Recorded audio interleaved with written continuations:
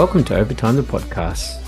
OverTime is a podcast dedicated to all things watches, with a soft spot for the micro brand and affordable range. I'm Praka, and this is my co-host, Justin.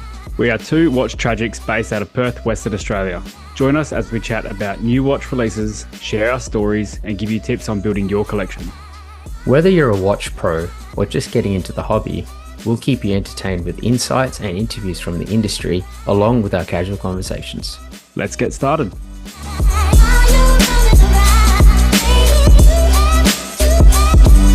All right. So, this is a little bit different for the listeners today.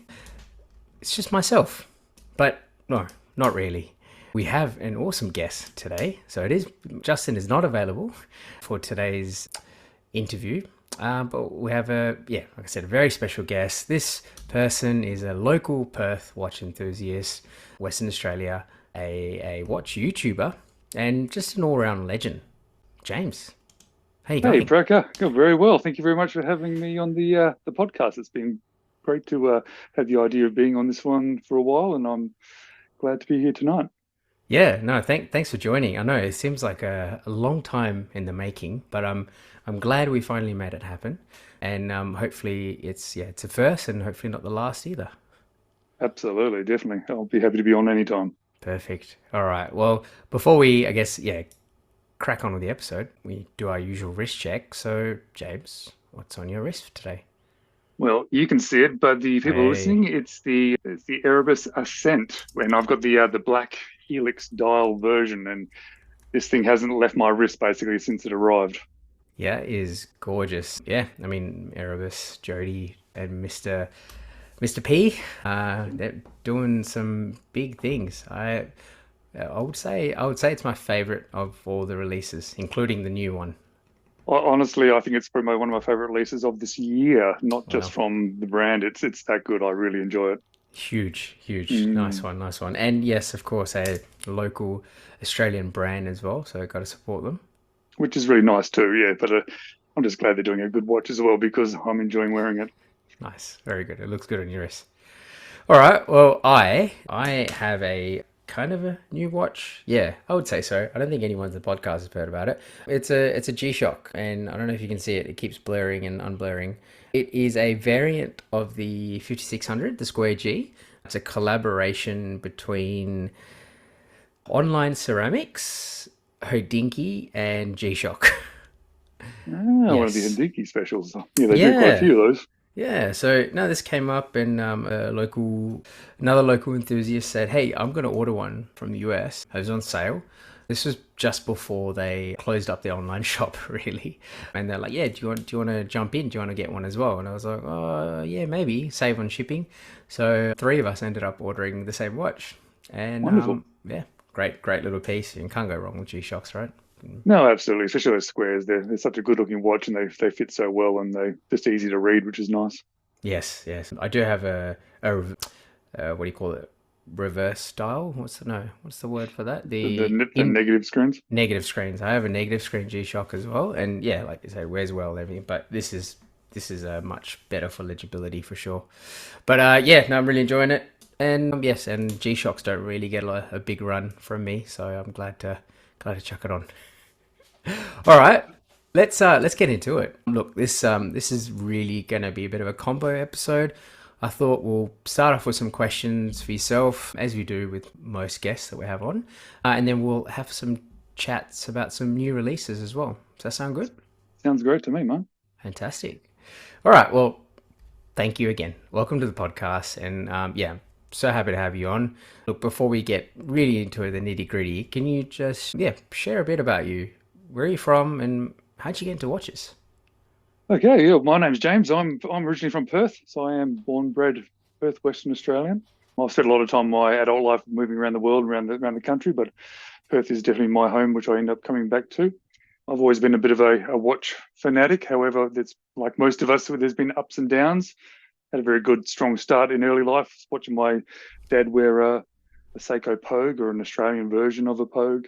Nice. Ended up getting an automatic watch and wore it all the way through my teens, and then it all dropped off a cliff into some fashion watches and some smart watches, and eventually I came back to the right side of watch collecting. Not that there is any really right side, whatever it is that you collect is good. Mainstream side, I guess. Yeah, mainstream side, probably about 10 years ago. Yeah. But what's quite funny is that I don't think I ever even thought the idea of a watch community existed. I never even thought to have that question in my mind until probably 5 years ago. So I was just pottering along, liking watches, buying some watches, and that's probably 5 years ago. 5 years ago, I actually decided I was going to get a nice watch for myself, or my wife actually encouraged me to buy a nice watch.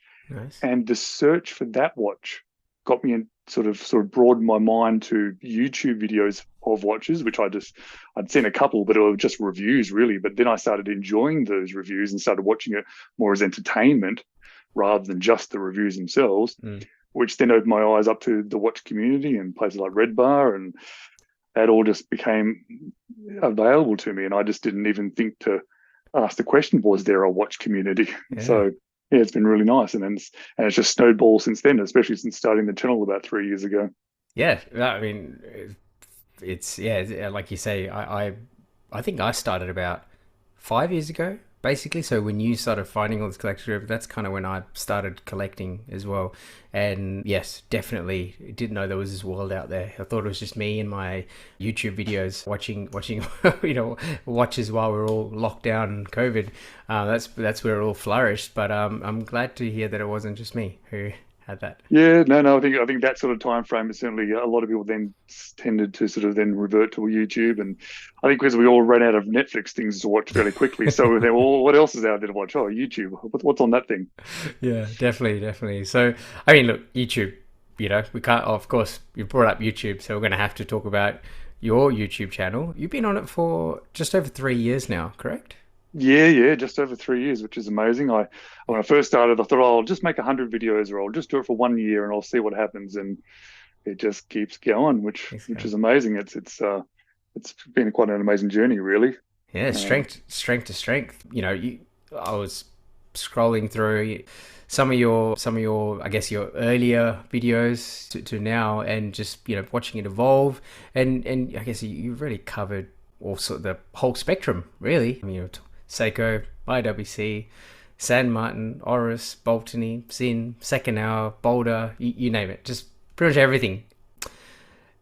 What motivated you to start the channel? Well, three things actually. I think literally the first reason and the main reason, and it continues to be the reason today, is it just gives me the excuse to buy more watches than I would actually allow myself to buy otherwise. Nice. Honestly, if I didn't have this channel, I just could not justify buying more. Sure. But having this channel is like, well, you better buy another one because, well, you're going to have to feature another one. And I also knew that there was only so much my wife and my family and my friends and my colleagues wanted to hear me talking about watches.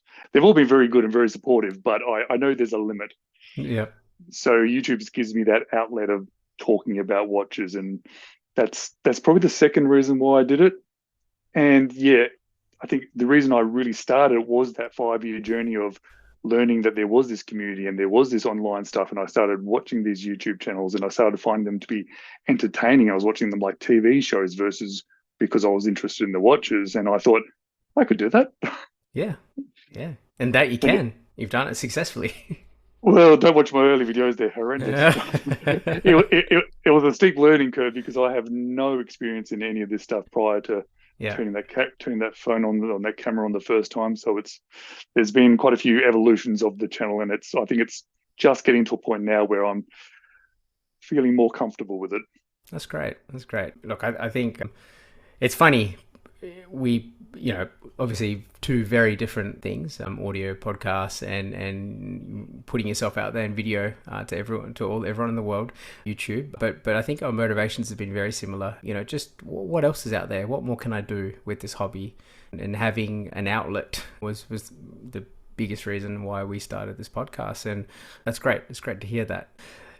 So you've obviously said that you've, had to buy watches for content creation, but a lot of them, I guess the cost of it is one thing, and also I'm guessing the production and the, you know, the editing and the time taken there. But aside from all of that, or maybe that is one of it, what is like your biggest challenge you faced as a content creator in this space? I honestly find it's the time. I don't think I've actually had quite a few people message me going, "Oh, I'm thinking about starting a channel myself. You know, what should I do?" And I firstly say, "Well, I'm a teeny tiny channel, so I'm not sure if I've got the best advice." But really, it takes. I spend 15 to 20 hours a week on this, Wow. and that doesn't include thinking up the ideas. That's actually physically either writing stuff down, capturing the stuff, and the more I sort of improve the channel, the longer it ends up taking as well, because I'm doing more to make the production better or the sound better or the visuals better. And so it's a lot of time, but I'm enjoying it and I'm getting so much more out of it than I expected as well, because I really enjoyed the creative process of it. And that's not something that I expected when I started. I thought it'd just be a fun thing to do, but it's almost like painting a picture, and you get to the end of a picture and you go, wow, I've got this lovely artwork now. And that's kind of how I feel like when I finish a video. Yeah, no, that's great. It's awesome to see that it's not a chore, you know, like it shouldn't feel like a chore, I think. And again, I'm sorry I keep drawing similarities, but it's funny because it is similar. Is that I said to myself, as you know, this podcasting thing, when it does feel like a chore, that's when I'm going to stop. I said the same thing. Yeah, this is meant to be a fun thing. I'm not doing this to have a second job. No, definitely not. Yeah, one's enough. Yeah, exactly. And I mean, I don't know about you, but I'm definitely not doing this for the money. No, not at all. Not at all. No. Yeah. It's tough. But you know, it's I mean, the time thing is huge, but you know, you still manage to pump out plenty of videos. I guess it always seems to have a steady stream of stuff coming in. 3 a week, every week, 3 a week. Yeah. And I do it by being ahead of schedule. This is my I handwrite stuff down. That's my next month and a half's worth of videos already done and uploaded. Wow. Okay. And I try to be 5 to 6 weeks ahead. Okay. That way, if I need a week off and I can't be bothered, then it's done. But it's also good because when I then get another watch in, I can then rearrange the videos so that I haven't got so much of one type of watch at the same time. So I just try to mix up the content a bit, because sometimes I might, the AliExpress sale happens, I buy 4 watches. Yes. And then there's a month of just AliExpress watches, and I don't want that to be the case. I want to mix it up with, there's a Seiko and there's a secondhand IWC and there's me just chatting about some random comment that came into my head that I just expanded into a 12-minute video. Yeah. No, and I must say, like, every time I see some of the topics and I'm just like, how does that come to your head? Like, it's you're showing me. So listeners, he's currently showing me a massive book, and it has all these ideas in there. That's my ideas, the big video ideas, the medium video ideas, and the short video ideas. I love it. Organized and methodical. Love to see it. Fantastic. Yeah, must be organized. Yeah. So, I mean, look, you obviously, like you said, you buy a lot of stuff for content creation. Well, every watch that I buy it's for me. It's for you. Okay. I've never once bought or even accepted a watch that wasn't going to be in my collection that I was going to wear. Sure. Which I think is partly why I think I'm sort of enthusiastic and positive about the watches that I feature. It's because they're the ones I actually am owning myself. Yes. I haven't got to the point where I'm looking for more watches just for the YouTube channel. It's still just feeding my own habit. No, that makes sense. I mean, obviously there's plenty of, watch YouTube is a pretty big game. There's a lot of different styles of YouTubers out there. There's definitely people that will feature watches that they don't necessarily like, and they might have their own reviews about it, which is fine as well. So I mean, that's one way of doing it, but I do, I like the way you do it as well, when you say, I like wearing these watches and I've got positive things to say about them, so I will. So that's great. It's funny, I've had a few comments that go, you've been paid to do this review, which I don't accept money for reviews. I don't need that extra money. Yeah. But it's because I'm so positive about it, but it's because I've picked that watch, and I know I'm going to like it because I picked Yes. it. Yeah, exactly. And you know, I guess for people that don't know, James, I mean, I've met James a couple of times now in person. He's just a generally positive guy. So it definitely comes through in video, and it definitely comes through in person as well. Thanks, man. You're welcome. All right. Well, look, we're talking about the watches. So I guess we're going to have to talk about your collection. So recently, well, not so recently, I guess it's been a little while. We have another local watch channel in Perth. It's called the 3 Watch Collection, and James featured on that collection, on that channel. And those who haven't caught it yet, I'll leave a link to the show notes. But I mean, everyone has, I guess, seen that now, or if you haven't seen it, please watch it, listeners. But instead of knowing your top 3, can you give me the 3 watches that you've been wearing the most lately? I can show you them. Firstly, it is the Erebus Ascent. It literally, it's just so lovely to wear. The size, the weight of it, how it sits on wrist and just doesn't want to move because That's it just feels like nice. it's gripping down. It's just beautiful. I can't say enough positives about this. When I actually do my full review of this one, I'm going to start off by saying, okay, I don't have much negative to say about this. I'm not being paid for this interview because, or this review. But the next one, and quite a surprise, actually, I'll start with a different one. Early this year, probably my most worn was my IWC Mark 16 Spitfire, which is like a 10 or 15-year-old watch, but it's one of my favorites in my collection. It's got such a beautiful sort of textures on the dials, which IWC aren't really known for. But yeah, it's one of the slightly more affordable watches, but it's just one of my favorites, which I know you've seen because I wore it at one of the Red Bar events one night. Gorgeous. And one thing I love about neo vintage IWC, which I guess this classifies as, is the size as well. You can get something which is not, I mean, IWC generally, pilots watches, they're usually on the bigger side, but that fits really well. I think it's 40 mil, right? It's a 39, but 39, it's only, I think, but it's 10 mil thick as well. So in that, it makes a difference. You know, I'm noticing more and more if I ever put a watch on that has a little bit that is close to 10 mil thick, it just feels different. It's like, oh, that's a bit special, and this one is definitely a bit special that way. But the complete opposite of that is my next most worn watch, and probably actually my most worn watch of this year. Yeah. To my shock and surprise, because I didn't buy this watch as a most worn watch because of the style of it. This is the Mont Blanc Nicholas Rusek. So I think it's the 7138, which is the first iteration of it. Okay. Not something that I thought I'd ever want to own. It's a very different looking watch, but I just can't stop wearing it either. It's obviously I will put the links to the watches itself on the show notes. This is something that you listeners want to check out. Is something very different, and I'll be honest, I don't know a lot about Mont Blanc in general. But how'd you come across this piece?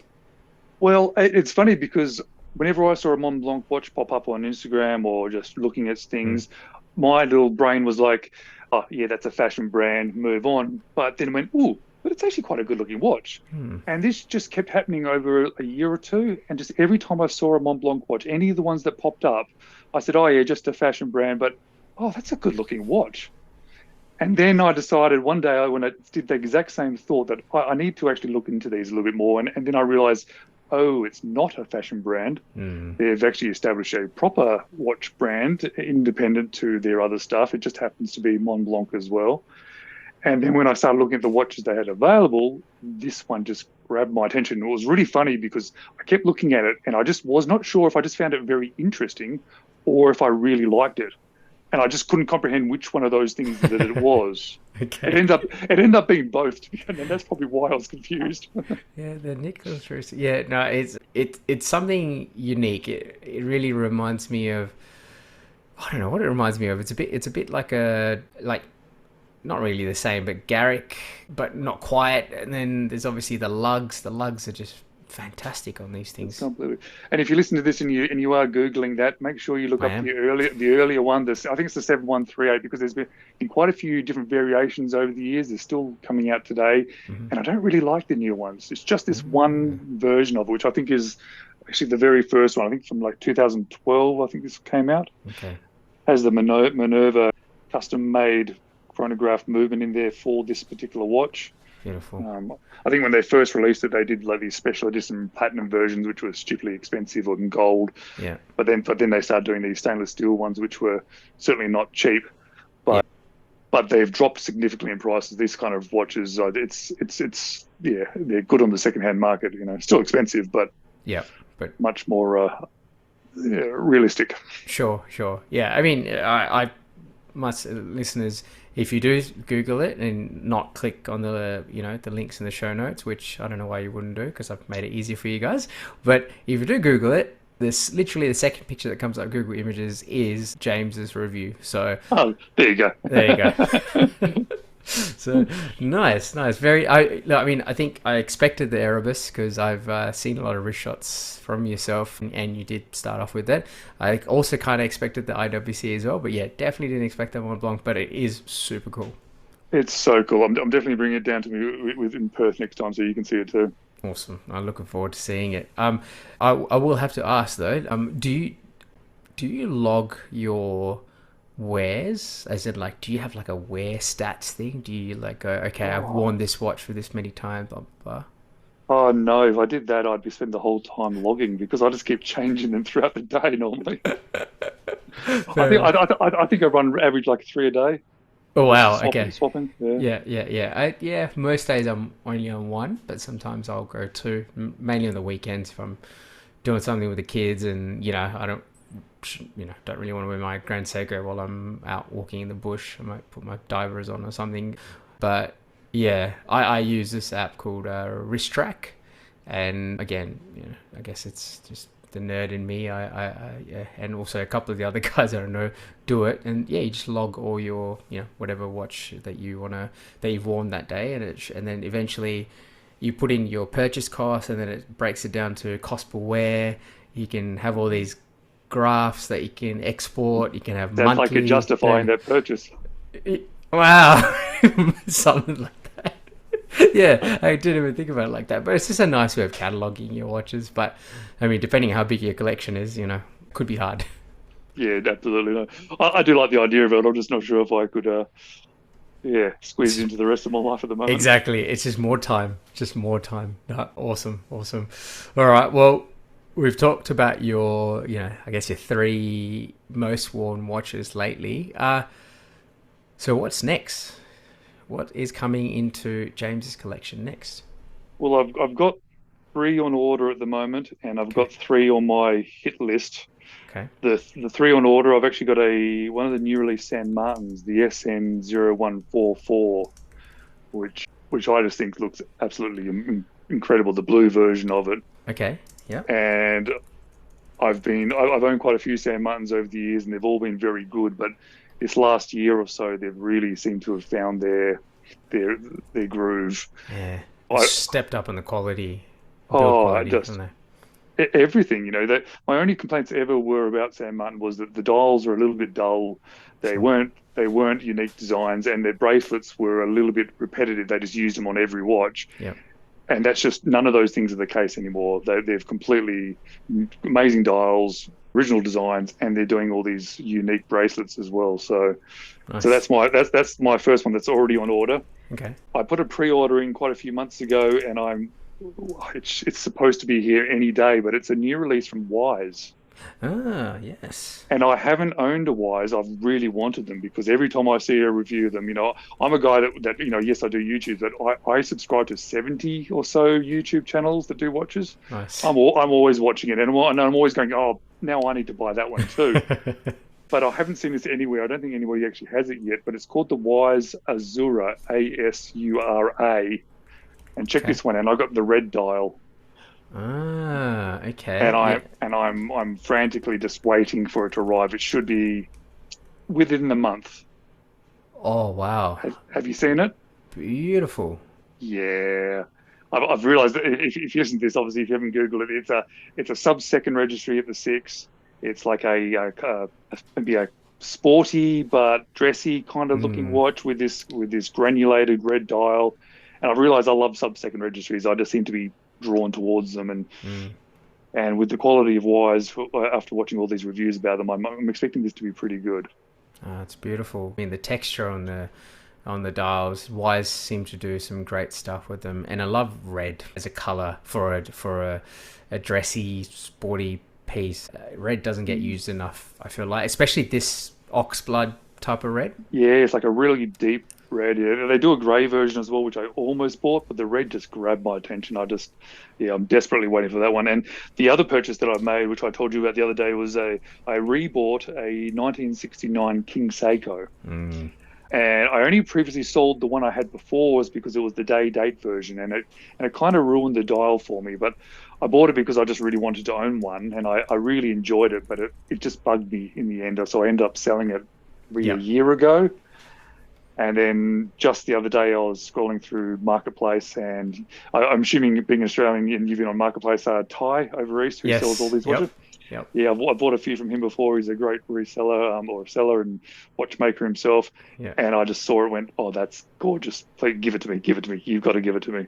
Yep. So it's on the way too. Awesome. Yeah, such a great piece. Keep those King Seikos. I mean, value proposition on those is nuts, because considering how much the reissues cost, which are basically the same design, but $5K or something silly like that in Australian dollars. Yeah, just pick a vintage version up, and the movements are as good, if not better, I would think. Yeah. And this one is no day, so it's nice and clean, and the quality of it, it's amazing. I think it's one of his own personal watches that he was letting go. So okay, yeah. So but I've got three more on the horizon. One's a relatively affordable one, and two are not affordable at all, which is why I keep pushing them back. And actually, another AliExpress watch which I've been buying off is the Hodinkee A7. Okay. Which is a full homage watch of a Longines Avigation A7. Okay. But I've had some Boltonees lately, and the quality is just they're pushing up to San Martin as well, and yeah, I kind of like the look of this one. I think it looks cool. Yeah, I'll have to check it out. Yes, this is I like it. So it's like a what do you call it? That driver's watch, what do they call it, where the dial is tilted to the 45-degree. Yeah, it's off center, but it's a little bit chunky. It's got two sub dials, which of the original is a chronograph, but on this one it's using a high beat Yota movement with a day and date. So the chronograph is not actually a chronograph; it's a day and a date. Okay. But it looks like the mono pusher, because I think the original Longines is a mono pusher chronograph. Okay. So I think that was a good way of doing it, because if they stuck a chronograph movement in that, it would have upped the price considerably. So correct. Yep. So this I think was an interesting way of doing it. You get the style without the cost. Yeah, because I was function, looking at, but yeah, because it's about 1/10 of a second-hand Longines. Okay. So, actually, it's probably more, about 1/15 of the second-hand. So. Wow. Okay. Yep. Very nice. The two heavy hitters next year that I'm hoping to get, that I keep pushing back, is my Grail watch, the Grand Seiko White Birch Automatic. Oh yeah. Which I've just loved since the day that came out. And I've worn it or tried it on 6 or 7 times now. Nice. But I'm just kind of waiting for the prices on the used market just to drop a little bit more. And yeah, it's still pretty high at the moment. I've seen one recently on the used market, and they're holding value pretty well. Yeah, I have tried it on in my transit in one of the airports, and yeah, it was gorgeous. The night birch as well I tried, which is the black version of it. Yeah. It's funny, actually, the Erebus Ascent, which I'm wearing, actually has a fairly similar wrist feel. So it might actually satiate that sort of feel for a while. So I might be able to push that purchase back a little bit. Yeah. But it's not. Sorry, and the last watch, which I think I might need to buy, is another Neo vintage 2012 Cartier, the Calibre de Cartier. Okay, tell me more about this. Well, I seem to like the the sub-second registry on this one, but it's also sort of sporty but chunky, and it's not a dress watch at all. It's got a weird blend of Roman numerals, but sportiness, but chunk.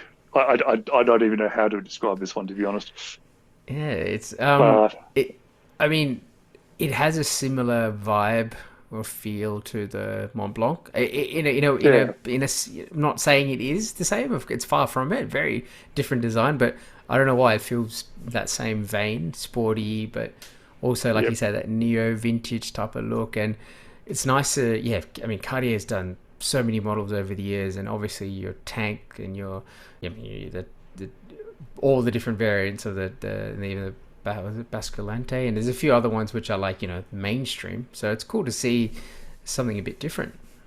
That's what I thought. I did one of the things that I do quite regularly. I look up a brand that I'm interested in, and I jump onto Chrono 24 or something, and I just search low to high, or everything, no filters, Mm. and I just scroll until something grabs my attention, and then I look to see whether it's within a price bracket or not, or if it's completely out of my price range, just to see what's out there. And then just hone in on it. Just keep trying to find it. Absolutely, and that's how I did with that IWC, the Mark 16 Spitfire. I'd never seen it Okay. before, but because all the ones that had kind of grabbed my attention were way out of my price range, Yes. so I did the whole, all right, from low to high, just everything that's on the market, and it popped up, and I thought, oh, it's actually within a price range that I can afford, and I actually really like it. Yeah, that's a great way of looking for a used watch. There you go. There you go, listeners. A top tip from James. Do it all the time, and especially with brands which I don't really think about too often. Some of the ones which I've just sort of dismissed, perhaps because of the price or just relevance, or just random brands, low to high, and don't put any filters in, because just keep scrolling until you find something you like, and then decide whether you actually like it and if you can afford it. There you go. That's a nice way to have a look at a little, I guess, what do you call it, like an aspiration board or a mood board. And you can just chuck it all up. And I kind of have that. I've got a list. I've got a list too. I've got it written down. You got it written down. Yes, you do. You can see that right in front of you. Your two little books. It's in that same book. I've got my Nice. wish list, my video ideas, and my video upload schedule. Fantastic. That book is, yes, what do you call it? Like the little, got to be very careful. Don't lose that. It's got everything on it. Very Absolutely. nice. Very good. Awesome. I mean, there's just so much there. So I think the listeners going to have a great time going through and clicking and having a look at all these. I'm going to have a great time looking through and going, maybe I need to have some of these in my radar soon. So fantastic. All right. Well, look, kind of come to the end of the question component of it. We didn't want it to be, too, we thought it would be a bit more casual this time around. And thank you for answering those questions. And if any of our listeners have any questions for James, hit me up. Hit us up on OverTime the Podcast Instagram. Hit us up on, either my Instagram or Justin's Instagram, and we'll direct it to James. But don't worry, wait till the end. We'll plug all of James's stuff as well, so you can go straight to him. That works too. Well, send me an email, leave me a comment, make sure you subscribe. Perfect. There you go. It's like clockwork. I need to get better at that. All right. I thought, look, we'll talk about some new releases, hey? Because there's always new releases, always stuff that captures my eyes and yours as well. So let's start off with an American brand, a Timex Deepwater Reef 200 in titanium. What a great looking watch from Timex. They're coming out with some interesting stuff lately, and they seem to be pushing into a different market. Yeah, for sure. I was just going to say, it seems like just a couple of years ago when I got my first, Timex was my very first real watch that I bought. Looking at that and this, it's like two different worlds. Gone from a brass case coated with some silver coating that, knock off when you hit something, to this, which is, fully titanium, 200 meter water resistant dive watch. Yeah, it seems like a big step up. Absolutely, and I love the hands on this one. I think it looks absolutely fantastic. But I have to admit, when I look at it myself, there's two things that do stand out to me. Tell me. Well, firstly, it says automatic movement and doesn't specify what that movement is. Mm-hmm. And I've seen some of their automatics that they're charging a bit more money for a more base movements, or I'd hope for something a little bit better, especially when the price of this one is $825 Australian dollars. Not cheap. Definitely No. not in the realms of what Timex normally plays in. I do ask myself the question, then, if it wasn't Timex and it was another brand or a micro brand, would we be still questioning the price, or would we, or is it just because it's Timex? I'm not sure, but I know when it gets that sort of price range, there's some other lovely watches out there that probably would grab my attention first. Yeah, I mean, you're right. You're right there. I mean, $820 for a titanium, I guess a titanium diver. I mean, you're looking at, Citizen, not Suyoza. What is a Citizen? The Fujitsubo, which you can pick up roughly around the same price brand new, and on the used market even cheaper, like 600 Australian dollars. And that features that's Citizen, and again titanium as well. And I'm pretty sure it features a 9 series movement in there as well, a Miata 9 series movement. So And that's about the right movement for that price range. And correct. I'd be interested to see what is in that Timex, because I don't think it would. So I actually just Do you know found what it is? it. Yeah, it's a What, Miata 8 series. So yeah. see, that's a $200 or $100 watch movement. Yep. Yep. And that's what I've seen through these new releases from Timex. They look all good, and I get all excited about it. And then I find that it's an 8 series Miata. I was like, nah, I'm not spending $800 on it. I'm sorry.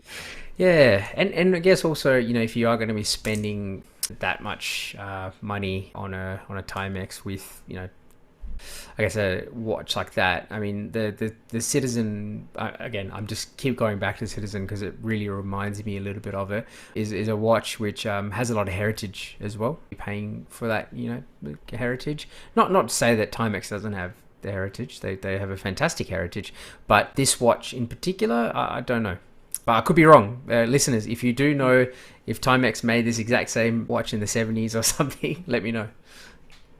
Well, I'm glad they're doing it, because they're pushing into a different realm, and hopefully they build on that as well. And but I know they're a massive brand, so I'm not sure if they take much feedback from us watch enthusiasts, but maybe they will, and they'll stick a 9,000 Miata in there, and then suddenly that kind of ticks the boxes. Yeah, no, I honestly think that they have been listening to the enthusiasts. I mean, you have to look at all their recent collaborations. Timex have been doing some pretty cool stuff. I mean, collaborating with Secon is a pretty really famous how do you say it? What do you call them? A watch modder, a watch designer who has collaborated with all these different brands. So I feel like they're definitely doing something to feed the enthusiast group.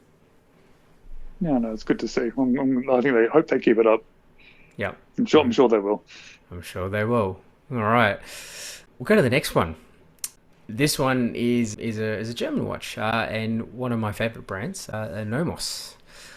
So this is called the Nomos Tangente 2 Date. This is probably the best looking Nomos I've seen. It's actually instantly my favorite of theirs. I really like it. It is a gorgeous watch, but really, really nice. I just putting aesthetics aside, the watch itself and what it's meant to represent, I have a lot of questions. I'm not really sure why. So for listeners, again, links in the show notes, check it out. It's called a 2 date because there's 2 date displays on this watch. So you got the traditional, I guess the more traditional date display, which is a date window. That's at the 6 o'clock. And then you've also got a date disc that goes around the outside or around the perimeter of the watch. And that's like I guess kind of like a pointer date style, but there's nothing pointing. So it's like a disc, 2 discs that move around. So the date... It's like a sandwich dial. Yeah. And it's underneath, yeah. That's right. So you've got your date window, which tells you the exact date. And then you've got the pointer sandwich dial counter thing, whatever you want to call it, that sort of overlaps 2 dates. So yesterday and today, it sort of moved. Yeah, I don't know. I'm a bit perplexed. Yeah, I'm not sure what the advantage of it is, because you can't even use a GMT. It's either today or tomorrow, wherever you happen to be in the world. Yeah. But I do like the visual element of it. And I guess when I saw it, I sort of thought of some of those watches that have the 24-hour dial on the watch. Yes, 24-hour chronographs. Yeah. Yeah, where it literally has the full normal time, and then just a 24-hour full hand, which supposedly I think is meant to tell you day and night, realistically, if you're in a cave or something. But I'm not sure how often that's working. But maybe this one's for space travel, that if you're at the speed of light and the date's different on board versus, I'm not sure.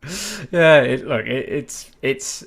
I mean, from everything that I've read so far and in videos I've watched as well about this, I I tried to look more into it to figure out, like, is there a real functional purpose for this? And I think the answer is no.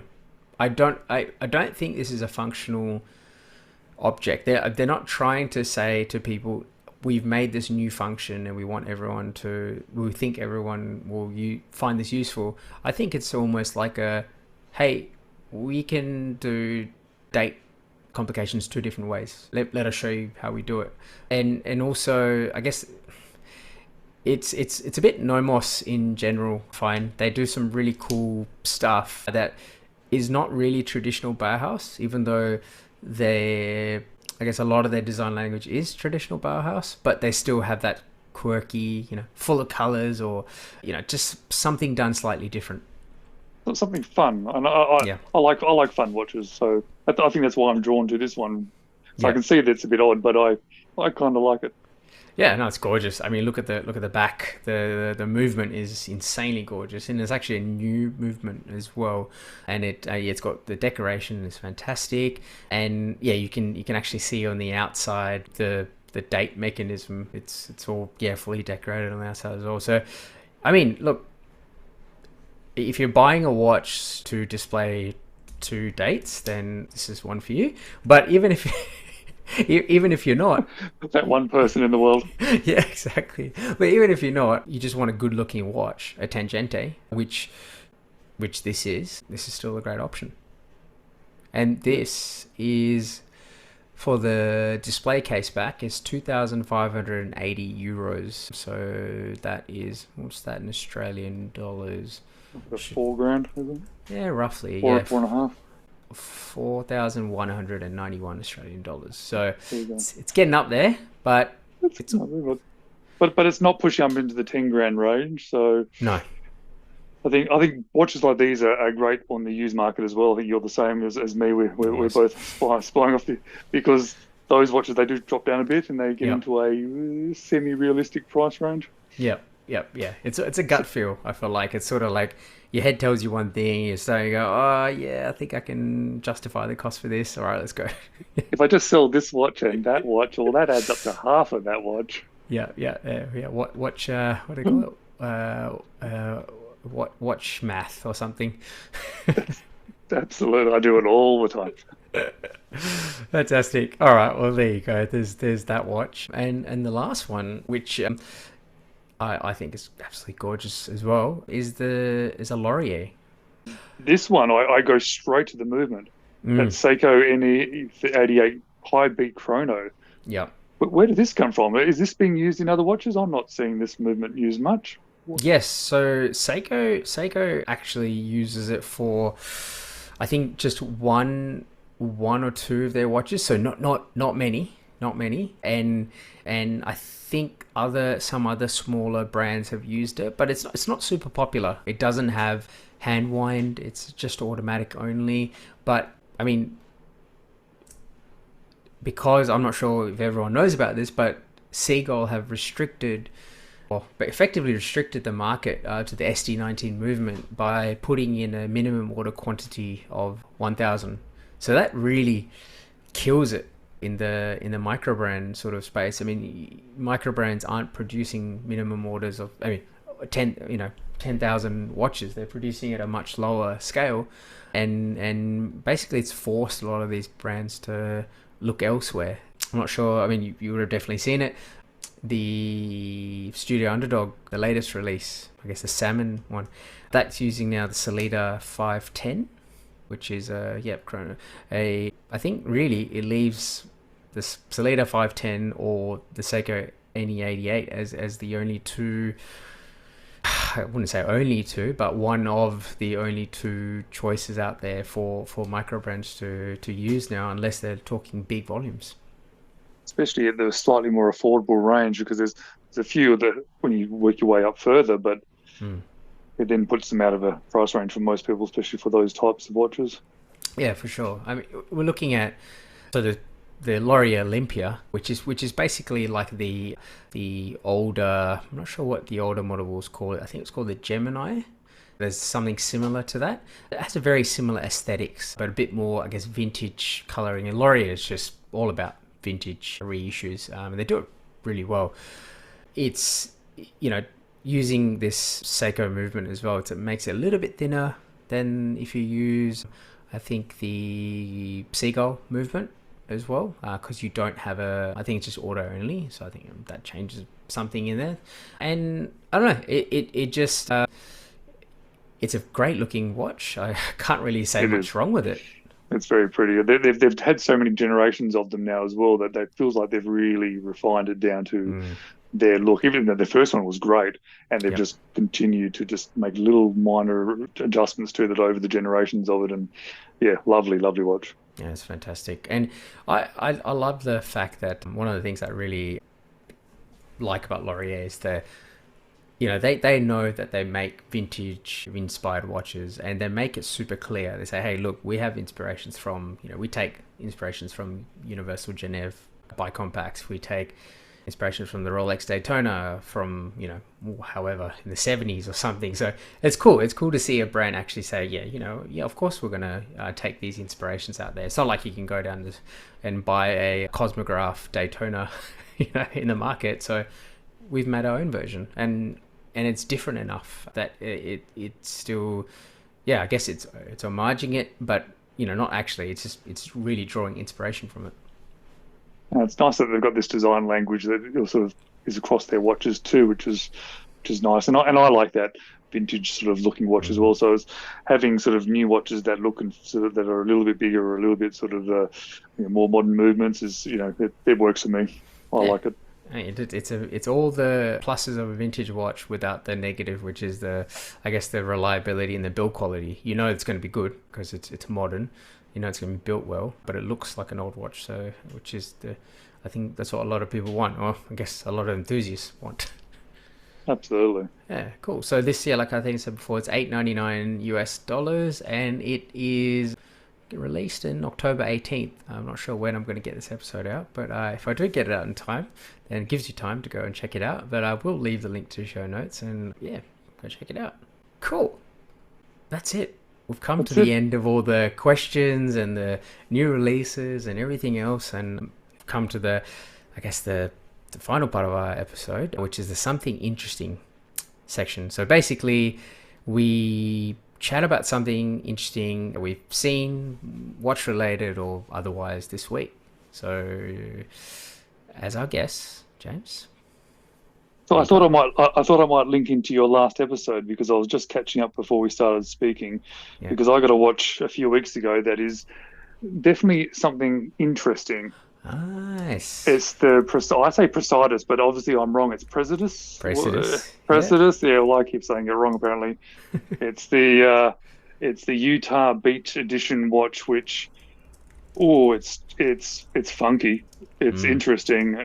And it's a field watch with multiple layers on the dial. There's sand sort of stuck, or not. It's not actually stuck. It's sort of trapped in between two layers that are from Utah Beach, from the Normandy landings. There's another disc on top which is cut away, which represents the French coast, and it's all in just a nice package with a high beat Miyota movement. And it's something that I've really enjoyed wearing. Yeah, no, it's such a unique watch, and yeah, we had a great time great time chatting with Presidus, and he told us of the story of how he got the I guess the permission and you know, talking through the group there, to make sure they giving, I guess, paying their respects, doing tastefully, but also, I mean, having a portions of the proceeds that goes towards the museum as well. So Utah Beach Museum. So I think, yeah, that's really tastefully done. So nice one. Yeah, no, I think it's really funky, and yeah, there has been a little bit of backlash about it, which I think is quite disappointing. I think actually one of my videos was taken down, which featured that watch, because I can only imagine somebody's made a complaint about it, to be honest, because I don't put anything in it, I don't swear or any of those things. But I think maybe there's some people out there that are not looking deep enough into the backstory of the brand and the watch, and they're just thinking their own comments. And that's a little bit disappointing that people aren't being a little bit more aware of the greater sort of stories of these things and precedence in themselves, especially the reason why this is my second from them that I've owned. They really do dive into things. They're not just grabbing to an idea and throwing some watches out there.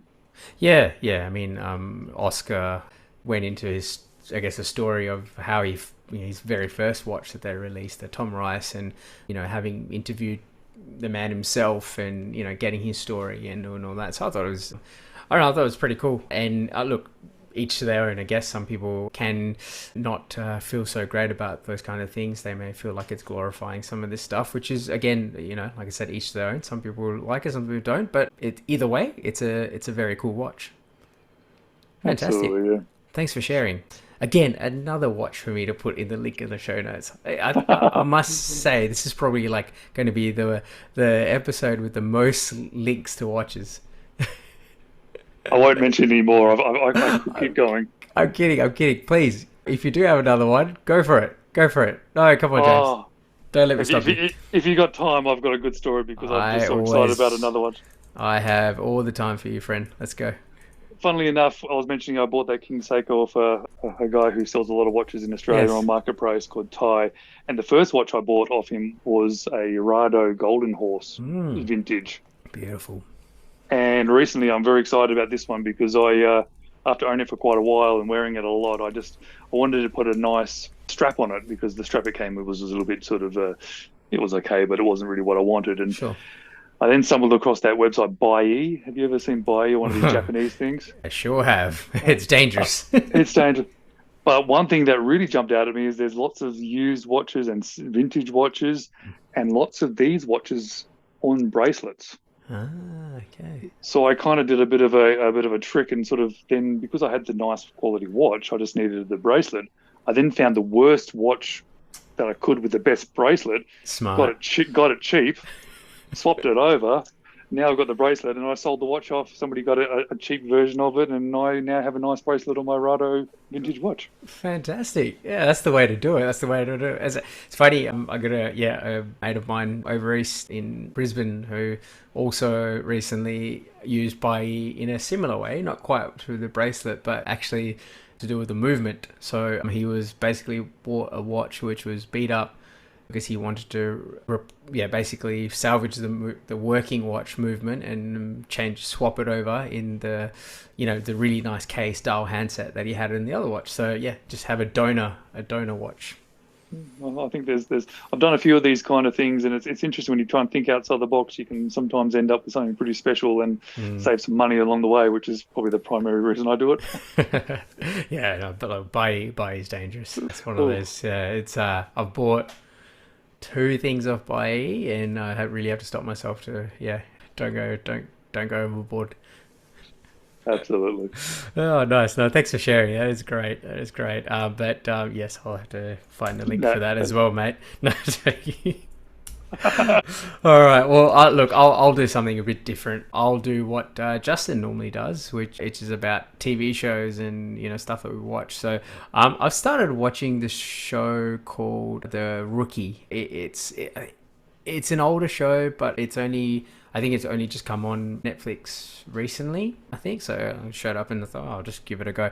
I really like Nathan Fillion. He's the guy from the Firefly. Firefly, exactly. Yeah. Really like him as an actor. I thought, you know what, cool. Let's give it a go. I'm hooked. I'm just, I'm watching.